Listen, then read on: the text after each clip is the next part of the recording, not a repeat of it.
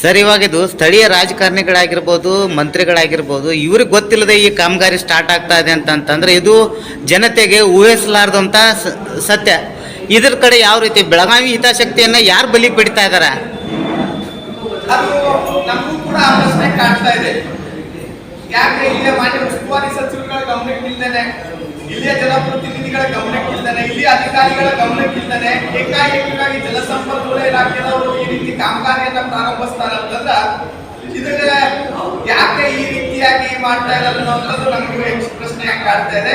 ಹಾಗಾಗಿ ನಾವು ಅದಕ್ಕೆ ಸರ್ಕಾರವನ್ನ ಪ್ರಶ್ನೆ ಮಾಡ್ಲಿಕ್ಕೆ ನಾವೆಲ್ಲ ಹೋರಾಟಗಾರರು ತೀರ್ಮಾನ ಪಡ್ಕೊಂಡು ನಾಳೆ ಹೋರಾಟ ತಯಾರಿ ಮಾಡ್ಕೊತಾ ಇದ್ದೀವಿ. ಸರ್ಕಾರಕ್ಕೆ ಪ್ರಶ್ನೆ ಮಾಡೋದಕ್ಕಿಂತ ಸ್ಥಳೀಯ ನಾಯಕರುಗಳಿಗೆ ನೀವೇನಾದ್ರೂ ಪ್ರಶ್ನೆ ಮಾಡಿದ್ದೀರಾ? ಸ್ಥಳೀಯ ನಾಯಕರುಗಳಿಗೆ 18 MLAಗಳು ಪ್ರಶ್ನೆ ಮಾಡಿದಾಗ ಜಿಲ್ಲಾ ಉಸ್ತುವಾರಿ ಸಚಿವರು ಹೇಳಿರಲ್ಲ, ತಾವೆಲ್ಲ ಕೂಡ ಪ್ರಶ್ನೆ ಮಾಡಿದಾಗ ನನ್ನ ಗಮನದಿಂದ ಅದು ಆಗಿದೆ. ನಾನು ಮುಖ್ಯಮಂತ್ರಿಗಳನ್ನ ಭೇಟಿ ಮಾಡ್ತೀವಿ ಅಂತ ಜಿಲ್ಲಾ ಉಸ್ತುವಾರಿಗಳ ಸಚಿವರು ಹೇಳಿದ್ದಾರೆ. ನಾವು ಕೂಡ ಒಂದು ನಿಯೋಗ ಹೋಗಿ ನಮ್ಮ ಜಿಲ್ಲಾ ಉಸ್ತುವಾರಿ ಸಚಿವರನ್ನ ಭೇಟಿ ಮಾಡಿ ಈ ಸಂಬಂಧಪಟ್ಟಂತ ನಾವು ಜೊತೆ ಚರ್ಚೆ ಮಾಡ್ತೀವಿ.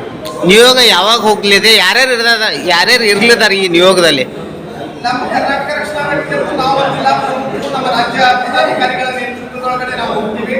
ಅದ್ರ ಜೊತೆ ಮತ್ತೆ ಈ ಹಿಡಕಲ ಜಲಾಶಯ ವಿಚಾರವಾಗಿ ಯಾರು ಹೋರಾಟಗಾರರು ಹಿಂದೆ ಮಾಡುವಂತ ಹೋರಾಟಗಾರನ ಅವ್ರನ್ನೆಲ್ಲ ತಗೊಂಡು ನಾವು ಭೇಟಿ ಆಗುವಂತ ಕೆಲಸ ಮಾಡ್ತೀವಿ. ನಿಯೋಗ